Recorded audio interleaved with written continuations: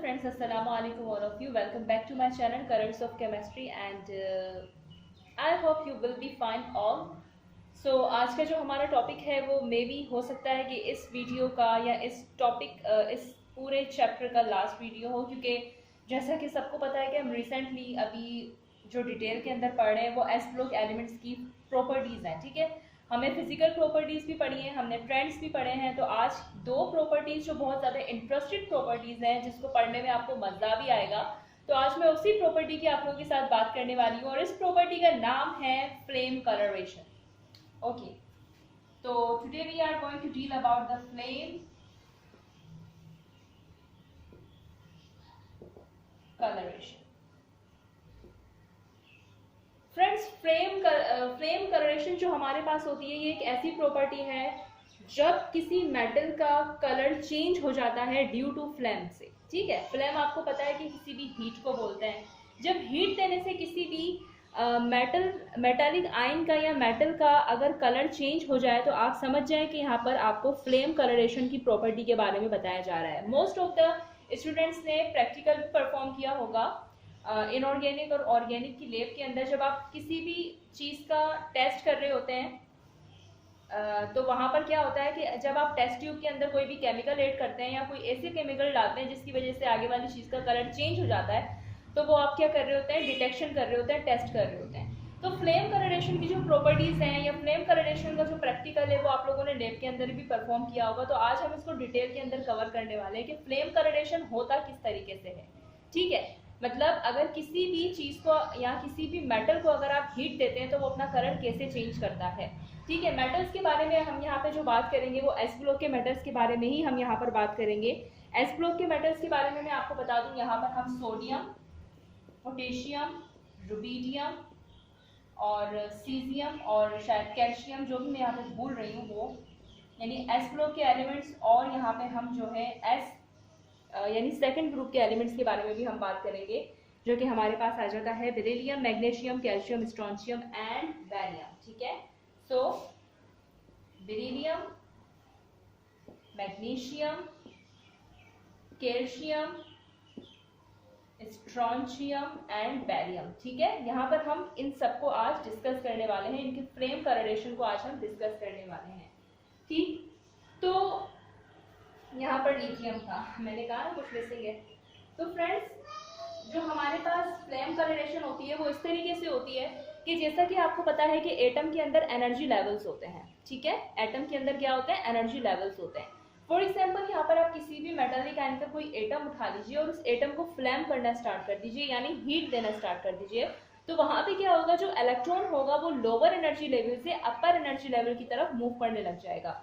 For example, we have an two energy levels. ठीक है, यहाँ पर आपको पता है कि एक इलेक्ट्रॉन है, इस इलेक्ट्रॉन को अगर मैं फ्लेम देती हूँ, इस इलेक्ट्रॉन को अगर मैं क्या देती हूँ, फ्लेम देना स्टार्ट करती हूँ, तो फ्लेम होने की वजह से ये जो इलेक्ट्रॉन है ये एक्साइटेड होकर हायर लेवल की तरफ जंप कर लेगा, यानी इस वाले लेवल की तरफ जंप कर लेगा। इसको मैं S1 का नाम देती हूँ और इसको मैं S2 का नाम देती हूँ। तो यहाँ पे एनर्जी डिफरेंस भी होगा। जब ये यहाँ पे जंप करेगा और अब यहाँ पे जंप करने के बाद दोबारा जब ये अपने लोअर एनर्जी लेवल के ऊपर जंप आउट करेगा तो इसमें से कुछ एनर्जी रिलीज होगी, क्योंकि इलेक्ट्रॉन जो होता है जब वो अपने अंदर एनर्जी गेन करता है तो वो अपर स्टेट में जाता है, लेकिन जब वो अपनी एनर्जी लूज करता है तो वो दोबारा लोअर लेवल के अंदर मूव करना स्टार्ट कर देता है। तो जो एनर्जी वो अपने अंदर से रिलीज करेगा उसको आप लैम्डा भी बोल सकते हैं, यानी फ्रीक्वेंसी भी बोल सकते हैं। अब ये एनर्जी जो है वो यहाँ पर आपके पास क्या शो करेगी, कलर शो करेगी। तो यहाँ पर इस तरीके का जो फेनोमेना है वो चलता है और यहाँ पर क्या होता है कि एनर्जी रिलीज करने की वजह से, यानी अपर लेवल से लोअर लेवल की तरफ आने की वजह से, ग्राउंड स्टेट में आने की वजह से इलेक्ट्रॉन जो अपने अंदर से एनर्जी रिलीज करता है वो एनर्जी आपके पास क्या शो कर रही होती है, कलर शो कर रही होती है। और जैसा कि आपको पता है कि एनर्जी लेवल डिफरेंट तरीके के होते हैं, इसी वजह से क्या होता है कि डिफरेंट कलर शो करता है हर कोई मेटालिक आयन। जैसे कि आप यहाँ पे देख सकते हैं,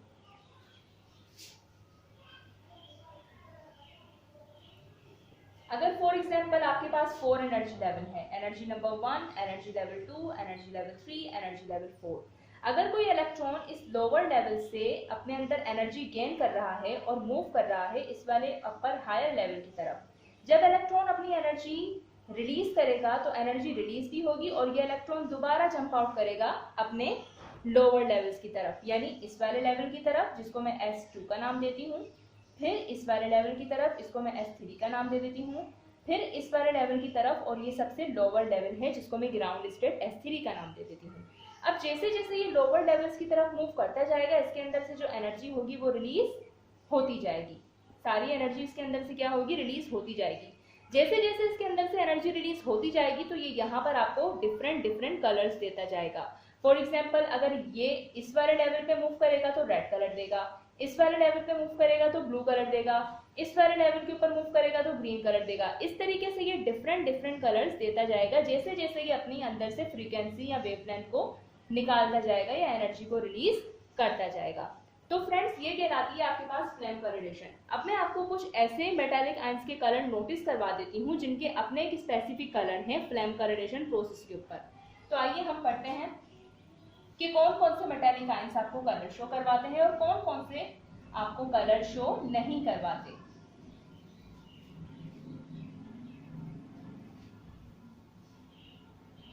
तो फ्रेंड्स अगर आप बात करें AM की यानी अल्कली मेटल्स की, तो अल्कली मेटल्स के अंदर नंबर 1 के ऊपर सबसे पहला जो मेटालिक आयन है लिथियम, वो आपके पास क्रिम्सन रेड कलर शो करवाता है। अगर फ्लेम का रेडिएशन देंगे तो क्रिम्सन रेड कलर शो करवाएगा।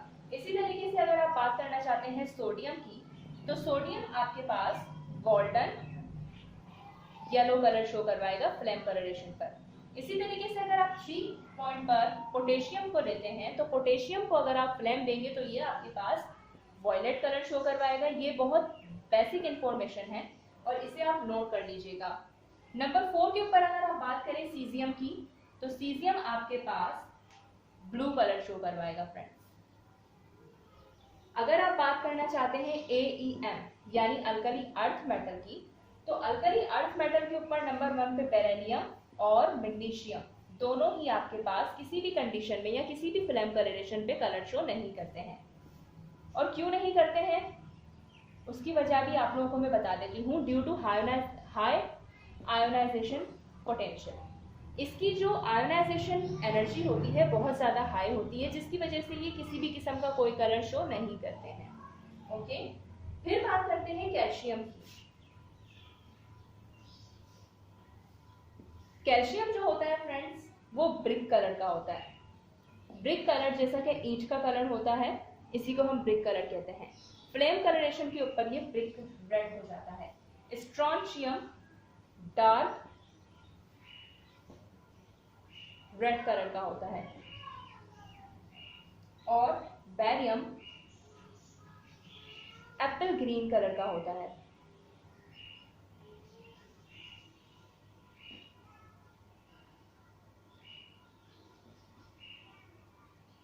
तो आप ये इंफॉर्मेशन अपने पास नोट कर सकते हैं। फिर हम मूव करते हैं अपनी दूसरी वाली प्रॉपर्टी की तरफ।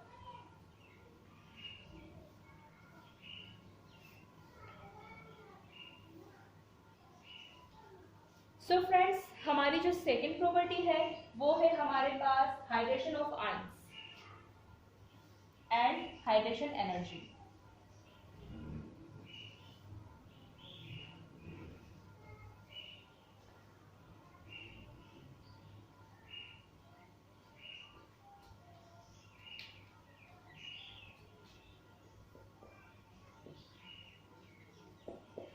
हाइड्रेशन ऑफ आयंस फ्रेंड्स ये दो टॉपिक है।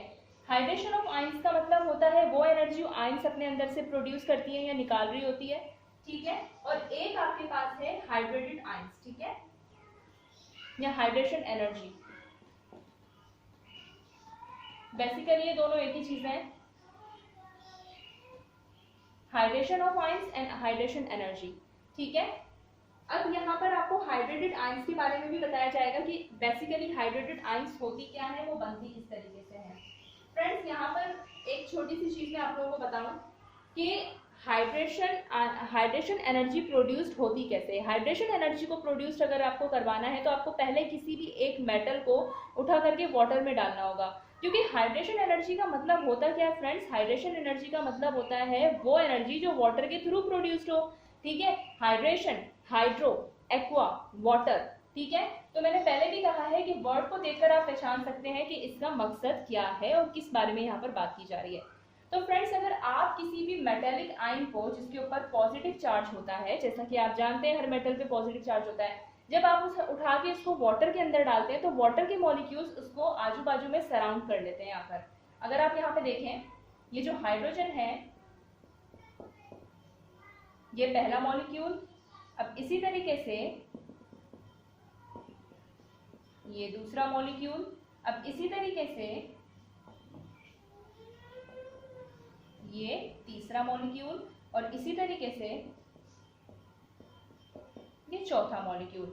अब आप देख सकते हैं कि इस मेटेलिक आयन को इन चारों मॉलिक्यूल्स ने आकर सराउंडिंग में घेर लिया है। अब जैसा कि आप जानते हैं कि मेटल के ऊपर पॉजिटिव चार्ज होता है और जो ऑक्सीजन होता है वाटर का एटम, उसके ऊपर नेगेटिव चार्ज होता है। इसके ऊपर भी नेगेटिव चार्ज होगा, इस पे भी नेगेटिव चार्ज होगा और इस पे भी नेगेटिव चार्ज होगा। अब इस मेटेलिक आयन्स के चार्ज के दरमियान में और इस ऑक्सीजन के आयन के चार्ज के दरमियान में एक बाउंड बन जाएगा जिसको आप बोलेंगे अट्रैक्शन बॉन्ड। ठीक है, यहाँ पे एक अट्रैक्शन बॉन्ड बन जाएगा इस पॉजिटिव और नेगेटिव के दरमियान में, इस पॉजिटिव और इस नेगेटिव के दरमियान में, इस पॉजिटिव और इस नेगेटिव के दरमियान में। आई थिंक बहुत ही ज्यादा कॉम्प्लिकेटेड हो गया, आपको समझ नहीं आ रहा होगा। ठीक है, तो यहाँ पर क्या हुआ है कि इस मेटल के साथ, मेटेलिक आयन्स के साथ इस ऑक्सीजन आयन के साथ ऑक्सीजन आयन की बॉन्ड बन गई है। ठीक है, अब इन दोनों के दरमियान में जब बॉन्ड बनती है, जब बॉन्ड बनती है तो उसमें से एनर्जी रिलीज होती है। This is the exothermic reaction. ठीक है, एक्सोथर्मिक और एंडोथर्मिक रिएक्शन भी मेरी वीडियोस बनी हुई है, उसके ऊपर आप एक बार देख लीजिएगा कि एंडो और एक्सोथर्मिक क्या होते हैं। तो यहाँ से जब एक्सोथर्मिक रिएक्शन होगा तो एनर्जी इसके अंदर से रिलीज होना शुरू हो जाएगी। तो इस रिलीज एनर्जी को कहते हैं hydration energy.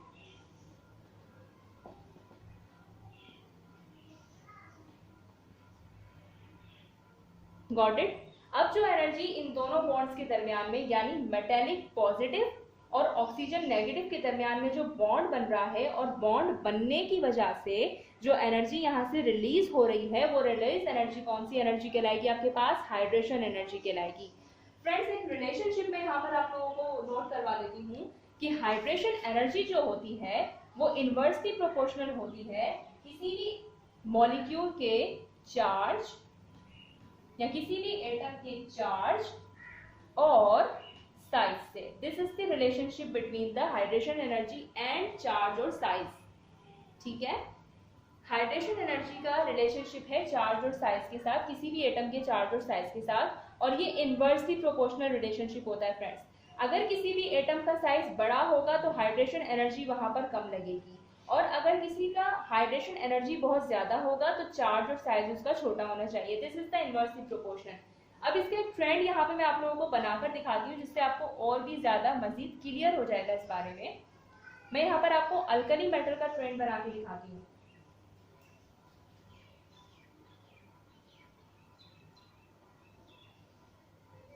Hydration energy of alkali metal, lithium की सबसे ज्यादा होगी, सोडियम की सबसे ज्यादा होगी, पोटेशियम की सबसे ज्यादा होगी, रुबिडियम की और फिर सीजियम की।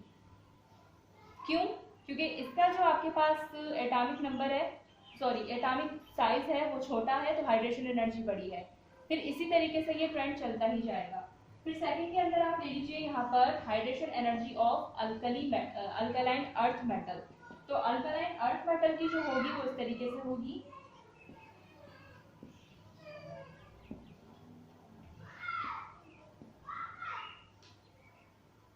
ये चीजें याद करने वाली होती है फ्रेंड्स, तो आप लोग प्लीज नोट कर लिया करें क्योंकि समटाइम ये मुझे भी याद नहीं रहती है। तो ये ट्रेंड होगा according to this relationship. I think यहां तक आप लोगों ने नोटिस कर लिया हो तो मैं रब कर दूं। ओके,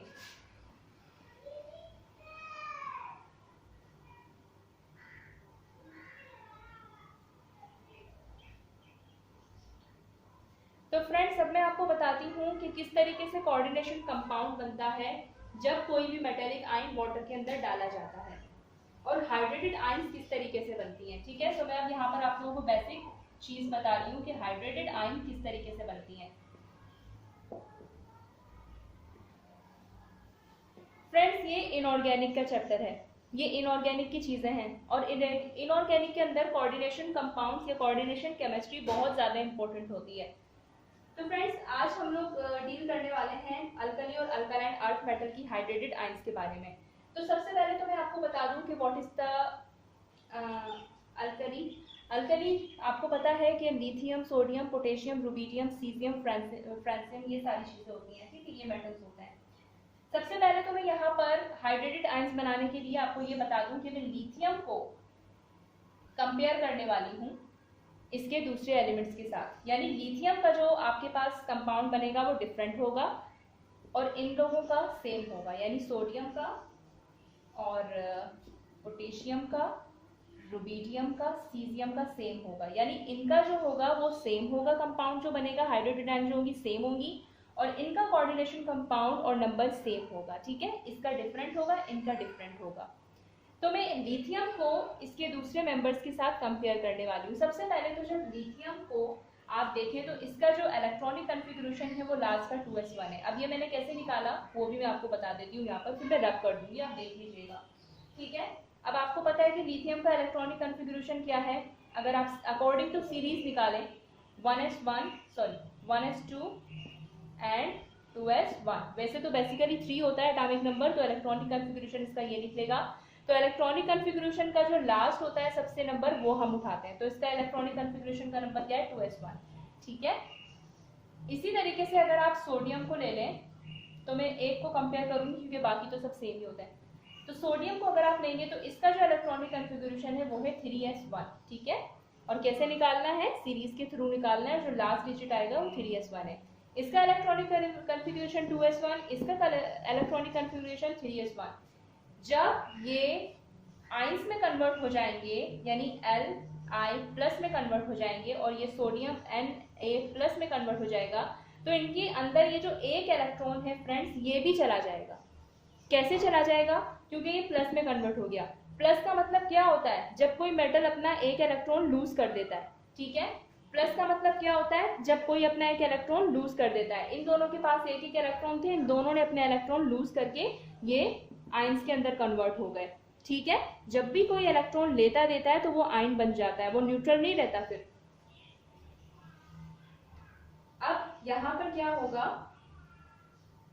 कि जैसा कि आपको पता है कि लिथियम को उठा करके हमने वाटर में डाला है, तो वाटर के अंदर ऑलरेडी आपको पता है कि ये होता है आपके पास वाटर का फॉर्मूला। ठीक है, वाटर के मॉलिक्यूल के अंदर जो ऑक्सीजन होता है उसके पास एक्स्ट्रा 2 लोन पेयर होते हैं।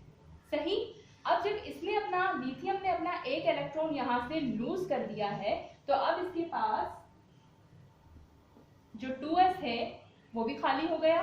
ठीक है, ये वाला, और जो 3s है वो भी एम्प्टी हो गया। अब इसके पास 4 वैकेंट ऑर्बिटल हैं। ठीक है, एक s है और एक p है। अब ये जो 2 लॉन पेयर ऑफ इलेक्ट्रॉन है वाटर के, ये जाकर के इनके अंदर अपने पेयर्स बनाएंगे। ठीक है, इस तरीके से। फॉर एग्जाम्पल ये 8 मॉलिक्यूल है, तो ये कितना देगा, 1 2 3 4 5 6 7 8। ठीक है, सॉरी, ये कितने मॉलिक्यूल है, 4 मॉलिक्यूल है, तो 4 मॉलिक्यूल में से 2 2 आप लॉन पेयर निकाल दीजिए, 1 2 3 4 5 6 7 8। तो यहाँ पे अपने लॉन पेयर को यहाँ पे फिक्स कर देगा। किसके ऑर्बिटल में फिक्स कर देगा, लिथियम के ऑर्बिटल में फिक्स कर देगा, जो उसने अपना एक इलेक्ट्रॉन लूज कर दिया था। अब ऑक्सीजन के इलेक्ट्रॉन जो लॉन पेयर होंगे वो उसके ऑर्बिटल्स, इसकी वैकेंट ऑर्बिटल्स के अंदर आके अपनी स्पेस ऑक्यूपाई कर लेंगे। तो अब यहाँ पे देखिए फ्रेंड्स कि आपके पास कौन सा वाला जो है हाइब्रिडाइजेशन होगा। यहाँ पर आप लोगों के पास हाइब्रिडाइजेशन होगा sp3 हाइब्रिडाइजेशन। ठीक है, ये वाला S और ये वाला P।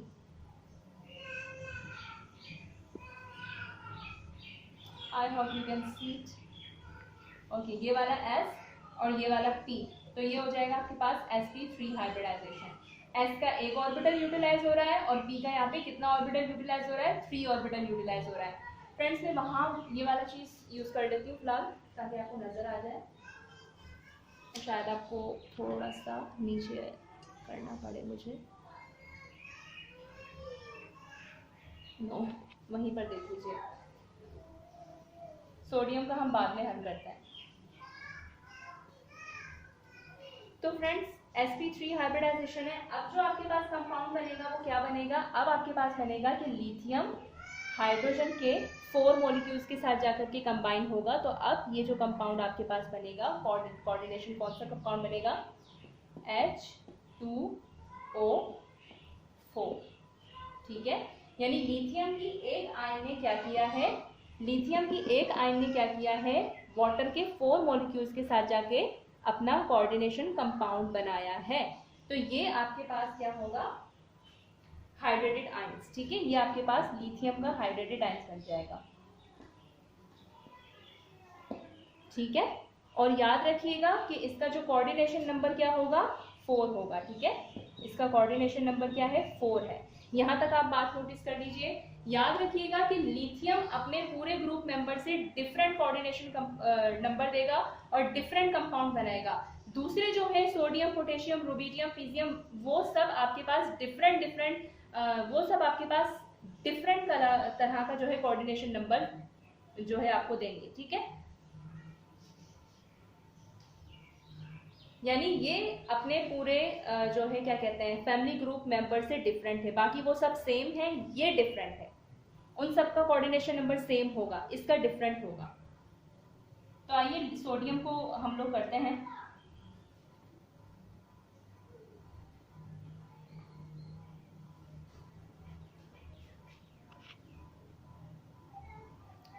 सो फ्रेंड्स, अगर सोडियम को यहाँ पर देखें तो सोडियम का जो इलेक्ट्रॉनिक कॉन्फ़िगरेशन है वो 11 है। अगर आप इसका एटॉमिक नंबर देखें 11 है और इसका इलेक्ट्रॉनिक कॉन्फ़िगरेशन है 3s1। जब सोडियम कन्वर्ट हो जाएगा Na+ के अंदर, तो अब ये आप लोगों के पास जो इसके पास s ऑर्बिटल था वो भी खाली हो जाएगा, ठीक है। और जो इसके पास p ऑर्बिटल्स हैं वो भी खाली हो जाएंगे, ठीक है। और जो इसके पास d ऑर्बिटल्स हैं वो भी खाली हो जाएंगे। इसको मैं थोड़ा करीब करीब लिखूंगी, ठीक है। इसके पास 3 तरह के ऑर्बिटल होते हैं।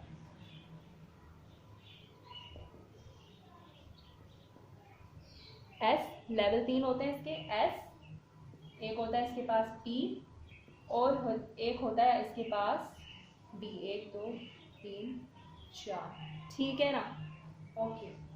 अब जब ये N+ के अंदर कन्वर्ट हो गया तो डियर जो इसके पास एक इलेक्ट्रॉन था वो भी इसने निकाल दिया। जब वो इसने निकाल दिया तो अब ये जितने भी वैकेंट ऑर्बिटल हैं ये सब खाली हो गए, ठीक है। ये अपने पास कितने ऑर्बिटल यूटिलाइज करेगा, 6 ऑर्बिटल यूटिलाइज करेगा। जब इस सोडियम को उठा करके अब आप वाटर के अंदर डालेंगे तो वाटर और H2O, ठीक है। यहाँ पर आपको पता है कि ऑक्सीजन के पास 2 लोन पेयर होते हैं। अभी अपने 2 लोन पेयर इनके वैकेंट ऑर्बिटल के अंदर फिल कर देगा, ठीक है। एक यहाँ पर, एक यहाँ पर, एक यहाँ पर, सॉरी, एक यहाँ पर और एक यहाँ पर और एक यहाँ पर, ठीक है। अब आप यहाँ पे देख सकते हैं ये सब आपस में फिल हो गए।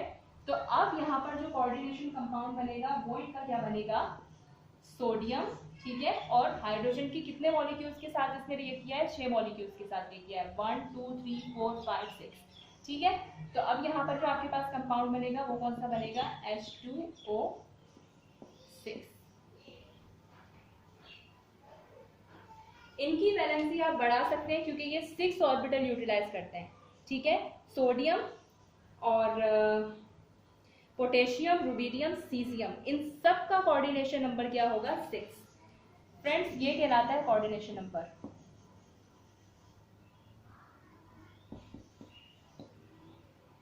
यहां तक नोटिस कर लीजिए।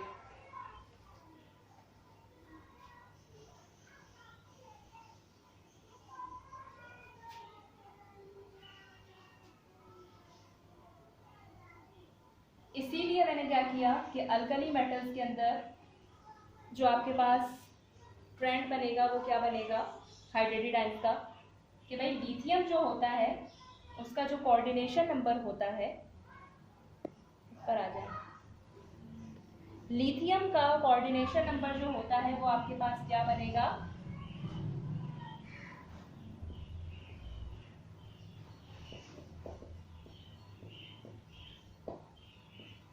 ठीक है 4 सही है। बाकी जो दूसरे हैं उनका क्या आएगा 6, क्योंकि वो वाटर के कितने मॉलिक्यूल ले रहे हैं 6, कितने अपने अंदर ऑर्बिटल ले रहे हैं वो 6 ले रहे हैं, ठीक है। सोडियम, पोटेशियम, रुबीडियम, सीजियम, ठीक है। इन सब का क्या होगा कोऑर्डिनेशन नंबर 6 होगा। जैसे सोडियम का है